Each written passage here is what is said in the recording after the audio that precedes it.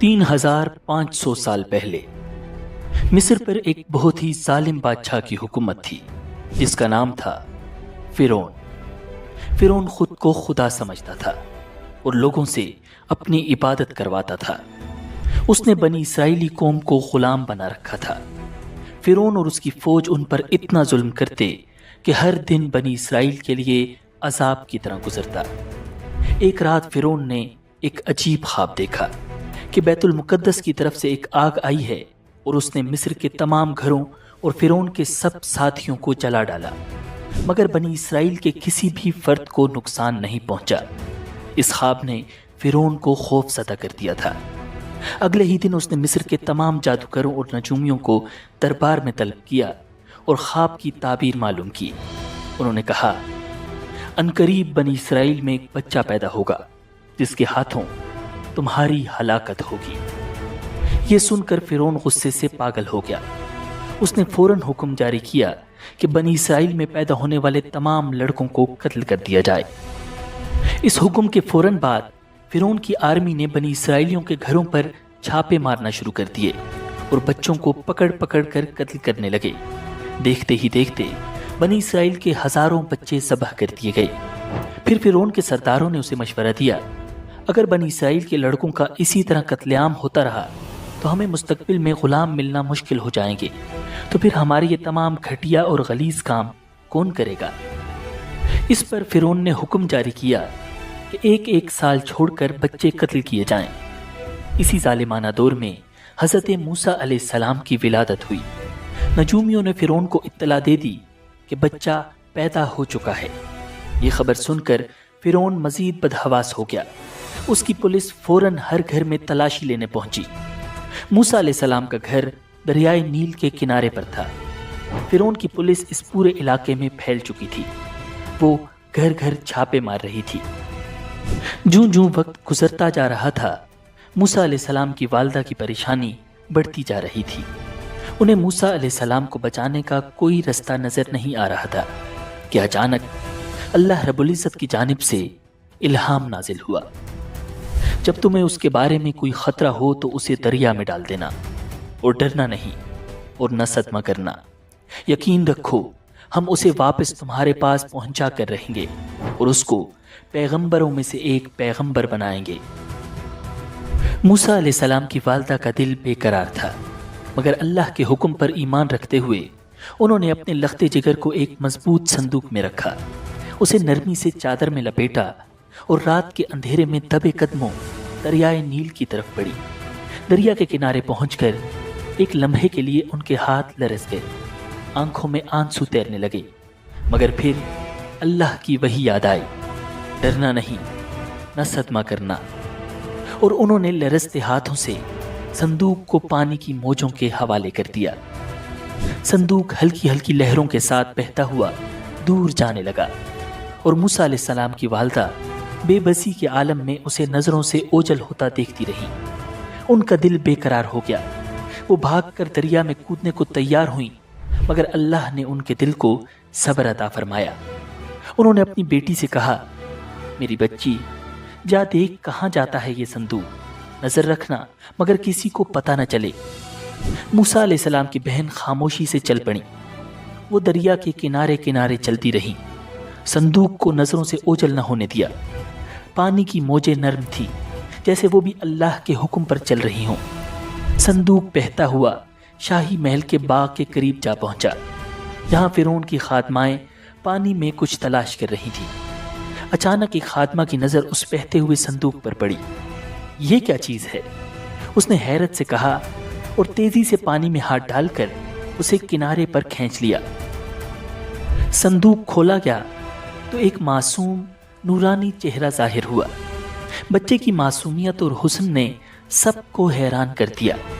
खात्माओं ने उसे उठा लिया और फिरौन की बीवी आसिया की खिदमत में पेश कर दिया। नाज़रीन, आसिया बे औलाद थी, तो उन्होंने जब संदूक में एक हसीनो जमील चांद जैसे बच्चे को लेटे देखा तो फरेफ्ता हो गईं।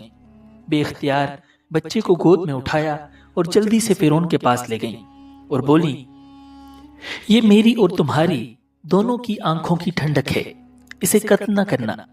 شاید یہ ہمیں فائدہ پہنچائے یا ہم اسے اپنا بیٹا بنا لیں۔ اہلیہ کی شدید خواہش کی وجہ سے فرعون نے دل پر پتھر رکھ کر اس بچے کی پرورش کی اجازت دے دی۔ ادھر حضرت موسیٰ علیہ السلام کی والدہ نے انہیں دریا کے سپرد تو کر دیا تھا، لیکن وہ بے قرار تھی۔ چنانچہ انہوں نے حضرت موسیٰ علیہ السلام کی بہن مریم بنت عمران کو بھائی کی خبرگیری کے لیے بھیجا۔ مریم دور سے صندوق کو دیکھتے ہوئے دریا کے کنارے کنارے چلتی ہوئی فرعون کے محل تک پہنچ گئی، جہاں فرعون کی بیوی دیگر عورتوں کے ساتھ بڑی دیر سے معصوم بچے کو دودھ پلانے کی کوششوں میں مصروف تھی، لیکن کوئی آیا انہیں دودھ پلانے اور چپ کروانے میں کامیاب نہیں ہو رہی تھی۔ قرآن پاک میں ارشاد ہے، اور ہم نے پہلے ہی سے اس پر دائیوں کے دودھ حرام کر دیے تھے۔ ناظرین، جوں جوں وقت گزرتا جا رہا تھا، بھوکے بچے کی بےتابی دیکھ کر آسیہ کی بے چینی بڑھتی جا رہی تھی۔ حضرت موسیٰ علیہ السلام کی بہن مریم دروازے پر کھڑی یہ سب منظر دیکھ رہی تھی۔ بالآخر بول پڑی، کیا میں تمہیں ایسا گھرانہ بتاؤں کہ جو تمہارے لیے اس بچے کو پالیں اور اس کی خیر خواہی سے پرورش کریں؟ فرعون کی بیوی کی خواہش پر مریم جلدی سے جا کر اپنی والدہ کو محل میں لے آئیں، اور حضرت موسیٰ علیہ السلام نے فوری طور پر اپنی والدہ کی چھاتی سے لگ کر دودھ پی لیا۔ یوں اللہ تعالیٰ نے آپ علیہ السلام کی والدہ سے کیا ہوا وعدہ پورا کر دیا۔ ارشاد باری تعالیٰ ہے، تو ہم نے ان کو ان کی ماں کے پاس پہنچا دیا تاکہ اس کی آنکھیں ٹھنڈی ہوں اور وہ غم نہ کھائیں، اور جان لیں کہ اللہ کا وعدہ سچا ہے، لیکن اکثر لوگ نہیں جانتے۔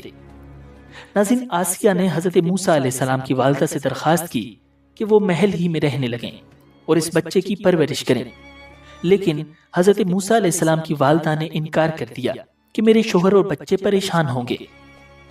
اس پر آسیہ بچہ انہیں دینے پر مجبور ہو گئیں۔ پھر اس نے بچے کے لیے وظیفہ بھی مقرر کر دیا۔ یوں اللہ تعالیٰ کی شان دیکھیے کہ جس بچے کے خوف سے فرعون نے ہزاروں بچے ذبح کروا دیے، وہ بچہ فرعون کی زیر نگرانی اور سرکاری تحفظ میں پروان چڑھنے لگا۔ ناظرین، حضرت موسیٰ علیہ السلام رضاعت کی عمر تک اپنی والدہ کے پاس ہی پرورش پاتے رہے۔ پھر جب آپ کا دودھ چھڑوایا گیا تو والدہ نے آپ کو دوبارہ فرعون کی بیوی کے حوالے کر دیا۔ یوں ہی وقت گزرتا رہا، اور ایک دن ایک نہایت عجیب واقعہ رونما ہوا۔ حضرت آسیہ نے موسیٰ علیہ السلام کو پیار سے اٹھایا اور فرعون کی گود میں بٹھا دیا، لیکن جو ہی حضرت موسیٰ نے فرعون کو دیکھا، فوراً اس کی داڑھی پکڑ لی اور ایک زوردار تمانچہ مار دیا۔ بعض روایات کے مطابق ان کے ہاتھ میں ایک چھوٹی سی چھڑی تھی جو انہوں نے فرعون کے سر پر دے ماری۔ فرعون غصے سے پاگل ہو گیا۔ وہ پہلے ہی کاہنوں کی اس پیشگوئی سے ڈرا ہوا تھا جس میں کہا گیا تھا کہ وہ بنی اسرائیلی بچہ پیدا ہو چکا ہے جس نے فرعون کا تخت الٹنا ہے۔ وہ چلایا، یہی وہ بچہ ہے، اسے ابھی قتل کر دو۔ محل میں سناٹا چھا گیا، لیکن حضرت آسیہ ہمت جمع کر کے بولی، بادشاہ سلامت، یہ ایک معصوم بچہ ہے، اسے کسی چیز کی سمجھ نہیں، اگر یقین نہیں آتا تو اس کا امتحان لے لیں۔ فرعون بہت غصے میں تھا، مگر بالآخر اس بات پر مان گیا۔ ناظرین، اب امتحان لینے کی خاطر 2 تشت منگوائے گئے، ایک میں چمکتے سرخ یاقوت اور دوسرے میں دہکتے ہوئے انگارے۔ حضرت آسیہ بولی، یہ اگر واقعی سمجھدار ہے تو یاقوت اٹھائے گا، اور اگر نادان ہے تو انگاروں کی طرف ہاتھ بڑھائے گا۔ ناظرین، روایات کے مطابق حضرت موسیٰ علیہ السلام نے یاقوت کی طرف ہاتھ بڑھایا، لیکن عین اسی لمحے حضرت جبرائیل علیہ السلام نے ان کا ہاتھ پکڑا اور انگاروں کی طرف لے گئے۔ حضرت موسیٰ علیہ السلام نے ایک انگارہ اٹھایا اور معصومیت میں اپنے منہ میں رکھ لیا۔ جیسے ہی زبان چلی، آپ زور زور سے رونے لگے۔ یہ دیکھ کر فرعون کو یقین آ گیا کہ بچہ بے قصور ہے، اور اس نے اپنا فیصلہ بدل دیا۔ لیکن یہی وہ لمحہ تھا جب حضرت موسیٰ علیہ السلام کی زبان میں لکنت پیدا ہو گئی۔ ناظرین، یوں ہی وقت گزرتا رہا اور حضرت موسیٰ علیہ السلام شاہی محل میں حضرت آسیہ کی نگرانی میں پروان چڑھنے لگے۔ جب آپ شباب کو پہنچے تو ایک نہایت خوبصورت، طاقتور اور بے حد ذہین جوان تھے۔ مصر میں انہیں فرعون کے لےپالک بیٹے کے طور پر جانا جاتا تھا، اسی وجہ سے آپ کا رعب و دبدبہ بھی بہت تھا، لیکن وہ جانتے تھے کہ ان کا تعلق بنی اسرائیل سے ہے۔ یہی وجہ تھی کہ جب وہ اپنی قوم پر ظلم ہوتا دیکھتے تو بے حد دکھی ہوتے اور ہمیشہ ان کی مدد کی کوشش کرتے۔ ناظرین، ایک دن حضرت موسیٰ علیہ السلام شہر میں گشت کر رہے تھے کہ انہوں نے دیکھا ایک قبطی سپاہی ایک اسرائیلی کو بے دردی سے مار رہا ہے۔ اسرائیلی نے جب حضرت موسیٰ علیہ السلام کو دیکھا تو مدد کے لیے پکارا۔ حضرت موسیٰ علیہ السلام نے قبطی کو روکنے کی کوشش کی، لیکن وہ ظلم سے باز نہ آیا۔ آپ کافی دیر تک اسرائیلی کو چھڑوانے کی کوشش کرتے رہے، لیکن قبطی کسی طور پر اسے چھوڑنے کے لیے تیار نہ تھا۔ آخر کار حضرت موسیٰ علیہ السلام نے تنگ آ کر اسے ایک مکہ مارا اور وہ قبطی وہیں ڈھیر ہو گیا۔ حضرت موسیٰ علیہ السلام کا ارادہ اسے قتل کرنے کا نہیں تھا، لیکن وہ اتنے طاقتور تھے کہ قبطی ایک ہی وار میں مر گیا۔ ناظرین، یہ خبر پورے مصر میں پھیل گئی، مگر قاتل کا کسی کو علم نہ تھا۔ اگلے دن حضرت موسیٰ علیہ السلام پھر گشت پر نکلے۔ ابھی کچھ ہی دور گئے تھے کہ دیکھا وہی اسرائیلی کسی دوسرے قبطی سے جھگڑا کر رہا ہے۔ اس نے جب حضرت موسیٰ علیہ السلام کو دیکھا تو پھر مدد کے لیے پکارا۔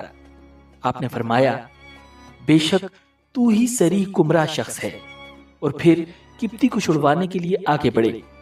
اسرائیلی نے سمجھا کہ یہ مجھ پر غصہ کر رہے ہیں اور آج مجھے مار ڈالیں گے، تو اس نے فوراً چلا کر کہا، اے موسیٰ، کیا تم مجھے بھی ویسے ہی قتل کرنا چاہتے ہو جیسے کل قبطی کو مارا تھا؟ یہ سنتے ہی قبطی بھاگا اور فرعون کو خبر دے دی۔ فرعون نے فوراً حضرت موسیٰ علیہ السلام کی گرفتاری کا حکم دے دیا۔ ناظرین، فرعون کے بہت سے درباری دل ہی دل میں حضرت موسیٰ علیہ السلام کے مخالف تھے۔ انہوں نے آپ کو قتل کرنے کی تجویز دے دی۔ جب فرعون کے دربار میں حضرت موسیٰ علیہ السلام کے قتل کی سازش ہو رہی تھی تو وہاں موجود ایک شخص حضرت موسیٰ علیہ السلام کا ہمدرد تھا۔ وہ نیک دل شخص دوڑتا ہوا آیا اور بولا، موسیٰ، فوراً یہاں سے نکل جاؤ، فرعون تمہیں قتل کرنا چاہتا ہے۔ حضرت موسیٰ علیہ السلام کے پاس کوئی راستہ نہ تھا، کوئی زاد راہ نہ تھا، بس ایک دعا تھی، اے میرے رب، مجھے ظالموں سے بچا لے۔ ناظرین، اللہ تعالیٰ نے ایک فرشتے کو راستہ دکھانے کے لیے بھیجا۔ کئی دن کے طویل سفر کے بعد حضرت موسیٰ علیہ السلام مدین کے قریب ایک کنویں پر پہنچ گئے۔ آپ کنویں کے قریب درخت کے سائے میں بیٹھ گئے۔ وہاں آپ نے دیکھا کہ چرواہے اپنے جانوروں کو پانی پلا رہے ہیں، مگر ایک طرف دو لڑکیاں کافی دیر سے اپنے مویشی لیے کھڑی ہیں اور ان کی باری نہیں آ رہی۔ حضرت موسیٰ علیہ السلام نے پوچھا، تم یہاں کیوں کھڑی ہو؟ انہوں نے جواب دیا، ہمارے گھر میں کوئی جوان نہیں ہے، ہمارے والد بہت ضعیف ہیں، جب سب لوگ اپنے جانوروں کو پانی پلا کر چلے جائیں گے تو پھر ہم اپنے جانوروں کو پانی پلائیں گے۔ یہ سن کر حضرت موسیٰ علیہ السلام سے رہا نہ گیا۔ وہ اٹھے، لڑکیوں کے مویشیوں کو پکڑا اور لوگوں کے بیچ میں سے رستہ بناتے ہوئے کنویں تک پہنچ گئے۔ کنویں سے پانی نکال کر سب مویشیوں کو سیر ہو کر پلایا اور واپس آ گئے۔ لڑکیاں شکریہ ادا کر کے چلی گئیں۔ ناظرین، روایات میں آتا ہے کہ وہ حضرت شعیب علیہ السلام کی صاحبزادیاں تھیں۔ جب وہ وقت سے پہلے گھر پہنچی تو ان کے والد حضرت شعیب علیہ السلام حیران ہوئے اور انہوں نے جلد گھر آنے کی وجہ پوچھی۔ جب انہوں نے سارا واقعہ سنا تو فوراً کہا، جاؤ اس نیک دل اجنبی کو میرے پاس بلا کر لاؤ۔ ناظرین، یہی وہ لمحہ تھا جہاں حضرت موسیٰ علیہ السلام کی زندگی ایک نئے موڑ پر آنے والی تھی۔ ناظرین، قرآن مجید میں ارشاد ہے کہ تھوڑی دیر بعد ان دونوں عورتوں میں سے ایک ان کے پاس شرم و حیا کے ساتھ چلتی ہوئی آئی، کہنے لگی، میرے والد آپ کو بلا رہے ہیں تاکہ آپ کو اس بات کا انعام دیں کہ آپ نے ہماری خاطر جانوروں کو پانی پلایا ہے۔ ناظرین، جب حضرت موسیٰ علیہ السلام حضرت شعیب علیہ السلام کے گھر پہنچے تو انہوں نے احترام کے ساتھ سلام کیا۔ حضرت شعیب علیہ السلام نے انہیں بیٹھنے کو کہا اور پوچھا، بیٹے تم کہاں سے آئے ہو اور یہاں تک کیسے پہنچے؟ حضرت موسیٰ علیہ السلام نے مصر سے فرار، قبطی کے قتل اور فرعون کے ظلم کی پوری داستان سنائی۔ حضرت شعیب علیہ السلام بڑے غور سے سنتے رہے اور پھر تسلی دیتے ہوئے فرمایا، گھبراؤ مت، اب تم ظالموں کی پہنچ سے دور ہو۔ یہ حضرت موسیٰ علیہ السلام کے لیے سکون کا لمحہ تھا، کئی دن کے بھوکے اور تھکے ہوئے تھے۔ حضرت شعیب علیہ السلام نے ان کی خاطر مدارت کی اور کہا کہ وہ جب تک چاہیں ان کے پاس ٹھہر سکتے ہیں۔ ناظرین، حضرت شعیب علیہ السلام کی دونوں بیٹیاں نیک، شرمیلی اور باحیا تھیں۔ ان میں سے ایک بیٹی نے اپنے والد سے عرض کیا، ابا جان، آپ ان کو اجرت پر کوئی کام دے دیجئے۔ آپ کسی سے اجرت پر کام لیں تو اس کے لیے بہترین شخص وہ ہے جو طاقتور بھی ہو، امانت دار بھی۔ حضرت شعیب علیہ السلام نے حضرت موسیٰ علیہ السلام کو بلایا اور فرمایا، میں چاہتا ہوں کہ اپنی 2 لڑکیوں میں سے ایک سے تمہارا نکاح کر دوں، بشرطے کہ تم 8 سال تک اجرت پر میرے پاس کام کرو۔ پھر اگر تم 10 سال پورے کر دو تو یہ تمہارا اپنا فیصلہ ہوگا، اور میرا کوئی ارادہ نہیں ہے کہ تم پر مشقت ڈالوں۔ انشاءاللہ تم مجھے ان لوگوں میں سے پاؤ گے جو بھلائی کا معاملہ کرتے ہیں۔ ناظرین، یہ حضرت موسیٰ علیہ السلام کے لیے بہترین موقع تھا۔ انہوں نے فوراً رضامندی ظاہر کی اور نکاح طے پا گیا۔ پھر وہ حضرت شعیب علیہ السلام کی بکریاں چرانے لگے اور وہیں رہائش اختیار کر لی۔ انہوں نے 10 سال تک یہ خدمت انجام دی۔ ناظرین، جب 10 سال مکمل ہوئے تو حضرت موسیٰ علیہ السلام نے حضرت شعیب علیہ السلام سے اجازت لی اور اپنی اہلیہ کے ساتھ مصر واپس روانہ ہوئے۔ رستے میں ایک ایسا عظیم معجزہ پیش آیا جس نے ان کی زندگی ہمیشہ کے لیے بدل دی۔ ناظرین، ایک رات شدید سردی اور اندھیرا تھا۔ اچانک حضرت موسیٰ علیہ السلام کو طور پہاڑ کے قریب ایک روشنی نظر آئی۔ انہوں نے اپنے اہل خانہ سے کہا، ٹھہرو، میں نے ایک آگ دیکھی ہے، شاید میں وہاں سے کوئی خبر لے آؤں یا کوئی انگارہ لاؤں تاکہ تم لوگ گرم ہو سکو۔ حضرت موسیٰ علیہ السلام جلدی سے آگ کی طرف بڑھے، مگر جیسے ہی وہاں پہنچے تو انہیں ایک درخت سے ایک نورانی آواز سنائی دی، یا موسیٰ انی انا اللہ رب العالمین، اے موسیٰ، میں ہی اللہ ہوں، سارے جہانوں کا رب۔ ناظرین، یہ انسانی تاریخ کا عظیم ترین واقعہ تھا جب اللہ رب العزت نے براہ راست ایک پیغمبر سے کلام کیا۔ اللہ تعالیٰ نے مزید فرمایا، اپنی جوتیاں اتار دو، بے شک تم پاک وادی طویٰ میں ہو، اور میں نے تمہیں چن لیا ہے، لہٰذا جو وحی کی جا رہی ہے اسے غور سے سنو۔ حقیقت یہ ہے کہ میں ہی اللہ ہوں، میرے سوا کوئی معبود نہیں ہے، اس لیے میری عبادت کرو اور مجھے یاد رکھنے کے لیے نماز قائم کرو۔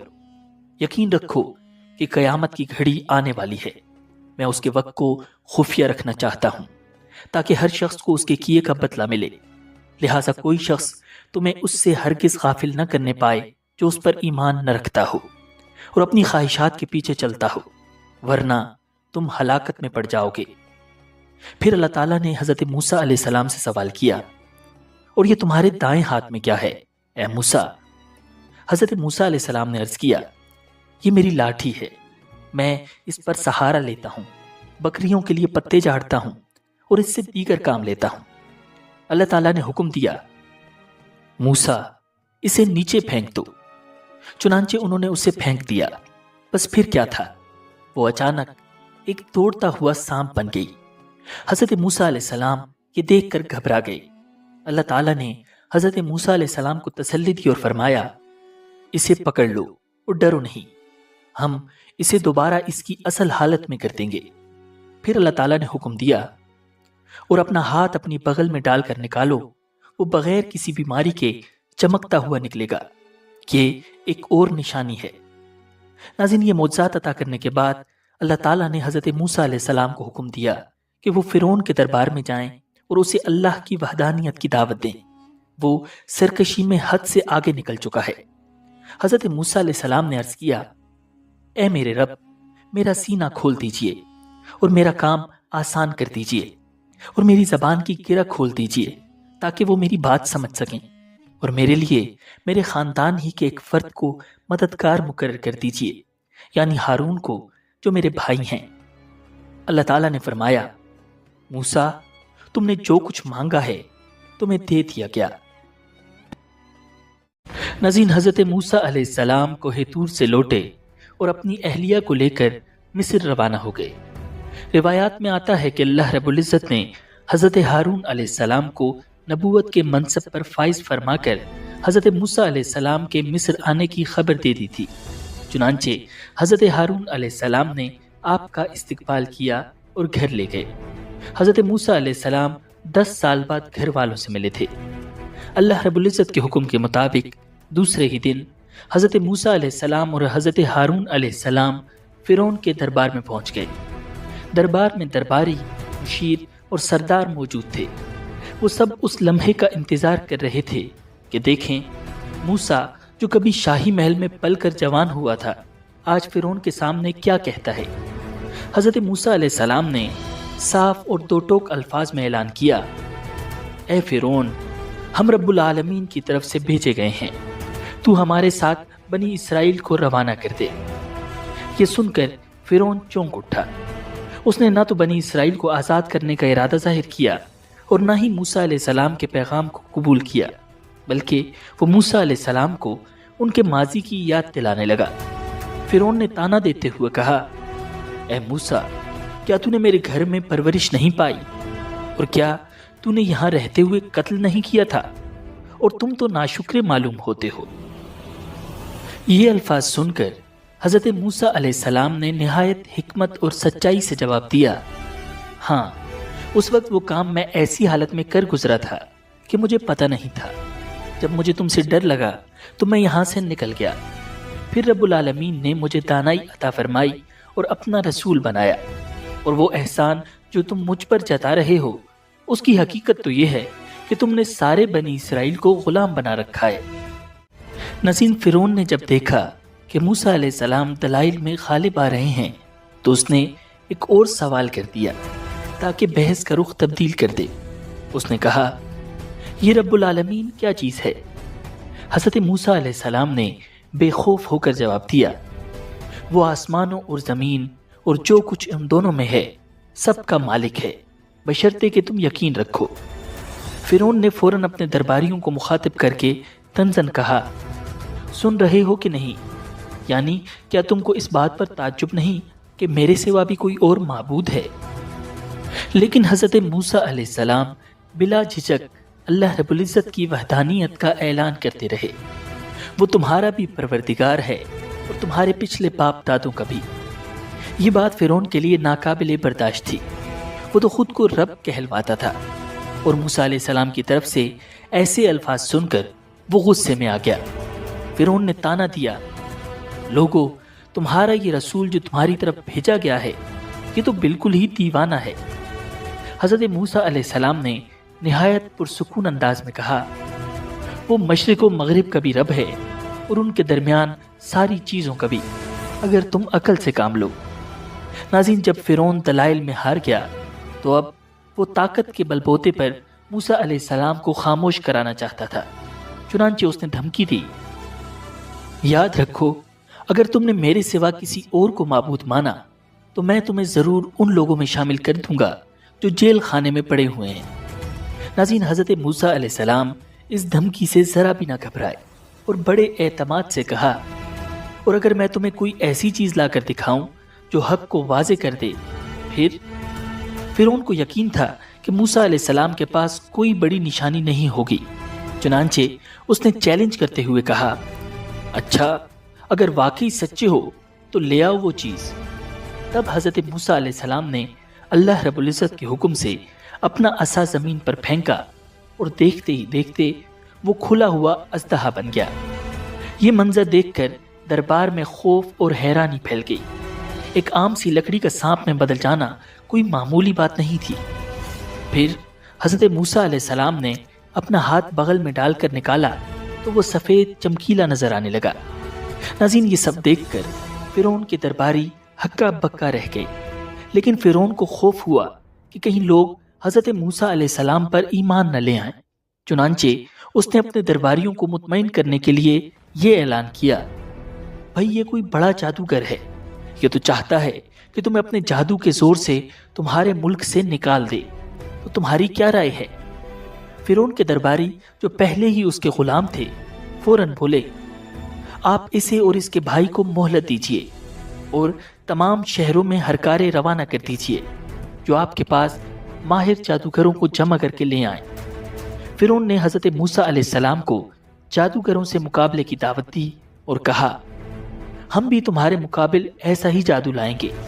ہمارے اور اپنے درمیان ایک وقت مقرر کر لو، نہ تو ہم اس کے خلاف کریں گے اور نہ تم، اور یہ مقابلہ صاف میدان میں ہوگا.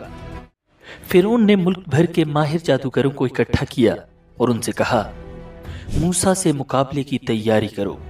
اگر تم غالب آ گئے تو میں تمہیں انعام دوں گا اور تمہیں دربار میں خاص مرتبہ دوں گا. اور پھر مقابلے کا دن آ پہنچا. میدان سج گیا. ہزاروں لوگ جمع ہو گئے. فرعون کے اشارے پر مقابلہ شروع ہو گیا. جادوگروں نے موسیٰ علیہ السلام سے کہا، اے موسیٰ، پہلے تم پھینکو گے یا ہم پھینکیں؟ حضرت موسیٰ علیہ السلام نے فرمایا، تم ہی پھینکو. جادوگروں نے جو ہی اپنی رسیاں اور لاٹھیاں زمین پر ڈالیں، وہ سانپ بن کر دوڑنے لگی. پورا میدان خطرناک سانپوں سے بھر چکا تھا. مجمع پر ہیبت طاری ہو گئی. حضرت موسیٰ علیہ السلام نے فرعون کی جانب دیکھا.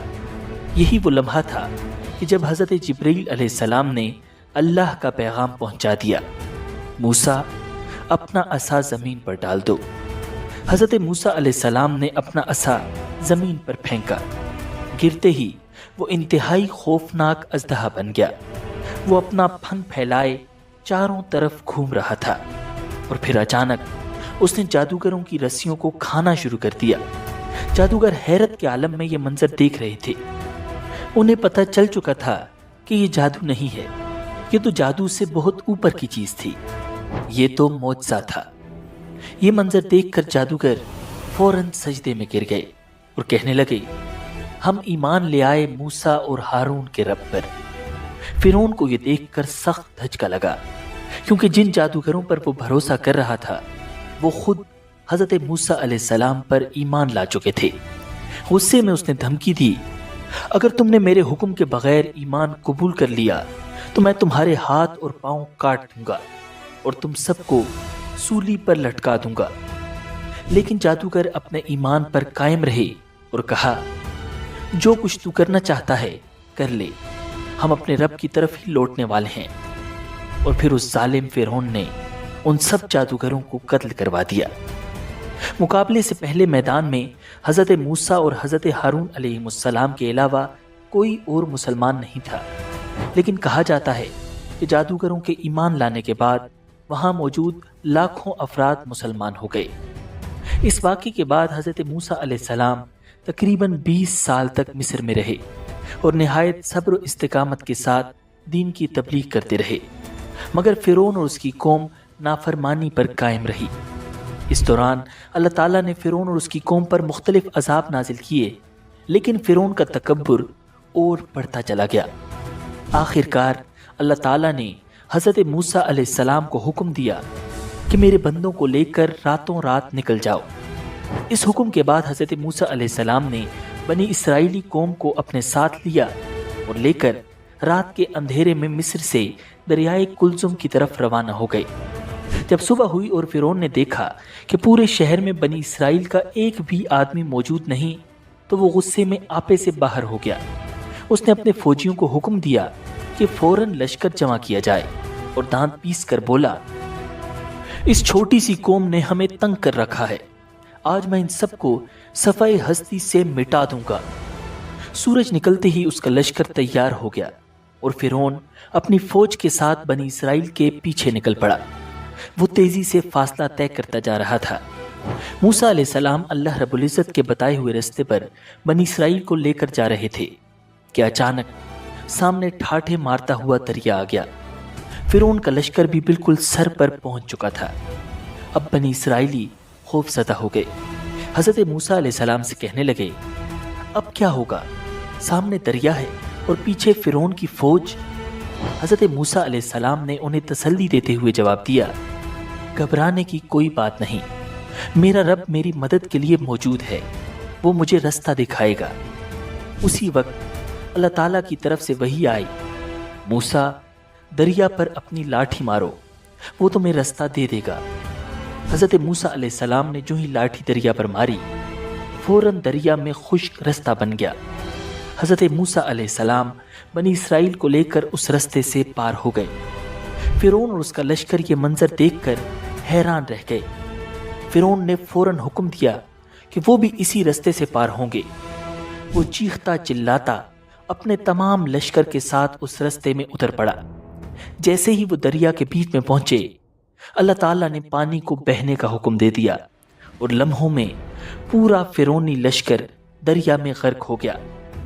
جب فرعون غرق ہونے لگا تو کہنے لگا، میں مان گیا کہ جس خدا پر بنی اسرائیل ایمان لائے ہیں اس کے سوا کوئی معبود نہیں، اور میں بھی فرما برداروں میں شامل ہوتا ہوں۔